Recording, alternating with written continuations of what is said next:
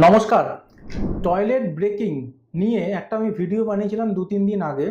সেখানে আমাকে প্রচুর মানুষ কমেন্ট করেছে যে অনেকে বুঝতে পারেনি ব্যাপারটা কি, প্রতিকার কিভাবে কি করতে হবে। আর জন্য আজকের ভিডিওটা আবার আমি বানাচ্ছি নতুন করে।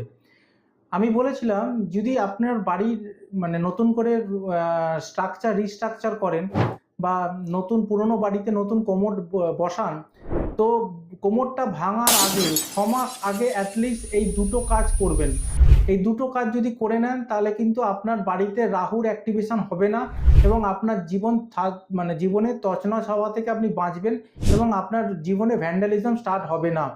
তো যদি কেউ ভেবে থাকেন যে বাড়ির কোমোড পরিবর্তন করবেন, কোমোড ভেঙে নতুন মডার্ন কোমোড বসাবেন, তো সেই ক্ষেত্রে এই দুটো জিনিস অবশ্যই মেনটেন করবেন।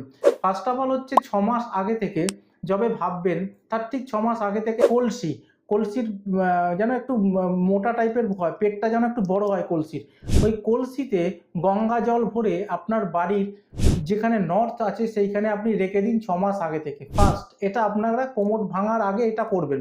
সেকেন্ড টোটকাটা হচ্ছে যে একটা লাল সালুর ওপর ৫০০ গ্রামের যে বার্লির সিডস পাওয়া যায় সেই সিডস এনে তার উপর অল্প একটুখানি দুধের ছিটা দিয়ে সেটাকে একটা পুটুলি করে বাড়ির সাউথের কর্নারে রেখে দেবেন একটা ইট চাপা দিয়ে। এইটুকুনি করে তারপরে কোমর ভাঙুন।